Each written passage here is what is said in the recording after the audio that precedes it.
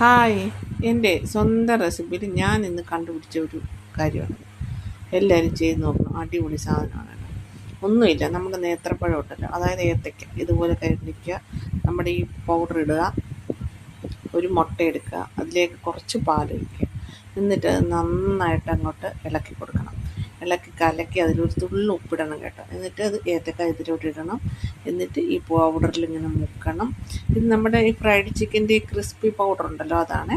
അതിലേക്ക് ഇങ്ങനെ മുക്കണം. അതിനാകുമ്പോൾ കുറച്ച് എരിവും ഒക്കെ ഉണ്ട്.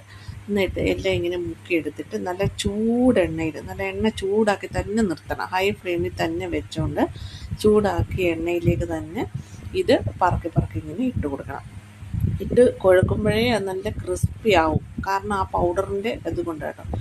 എന്നിട്ട് അത് നന്നായിട്ട് മൂപ്പിച്ചെടുത്ത് കഴിഞ്ഞാൽ കഴിക്കാൻ നല്ല ടേസ്റ്റാണ് കേട്ടോ. കുഞ്ഞുങ്ങൾക്കൊക്കെ ഭയങ്കരമായിട്ട് ഇഷ്ടമാവും. എൻ്റെ മക്കൾക്കാണെങ്കിൽ കൂടുതൽ മധുരമുള്ള സാധനങ്ങളോടൊന്നും വലിയ താല്പര്യമില്ല. അപ്പോൾ അത് കാരണം ഞാൻ ഇങ്ങനെ ഓരോന്നോരോന്ന് കണ്ടുപിടിച്ച് ഉണ്ടാക്കിയാണ് അവർക്ക് ഈവനിങ് സ്നാക്ക് കൊടുക്കുന്നത്. സ്കൂൾ കഴിഞ്ഞ് വരുമ്പോൾ എന്തെങ്കിലും പുതിയ കാര്യങ്ങൾ അവർക്ക് വേണം. അത് നല്ല ഫ്രഷായിട്ട് നമ്മൾ ഉണ്ടാക്കി കൊടുക്കണം. കടകളിൽ നിന്ന് വാങ്ങിച്ചു കൊടുക്കുന്നതിനെക്കാട്ടിലും അവർക്ക് ഇഷ്ടം ഇങ്ങനെ ചൂടോടെ കൊടുക്കുന്നത്. അപ്പോൾ ഇങ്ങനെയുള്ള കുട്ടികൾ കാണുമല്ലോ വീടുകളിൽ, അപ്പോൾ അവർക്ക് ഇതുപോലെയൊക്കെ ഉണ്ടാക്കി കൊടുക്കണം. നല്ല ടേസ്റ്റാണ്. കാരണം അതിൻ്റെ അപ്പോൾ നമ്മുടെ ഏത്തപ്പഴയുടെ ഒരു പുളിപ്പും അതേപോലെ ഒരു മധുരവും പിന്നെ എരിവും എല്ലാം കൊണ്ടും ക്രിസ്പിനെസ്സും ഒക്കെ കൊണ്ട് മക്കൾക്കെന്നല്ല വലിയവർക്കും കഴിക്കാൻ നല്ലൊരു സ്നാക്കാണ് കേട്ടോ.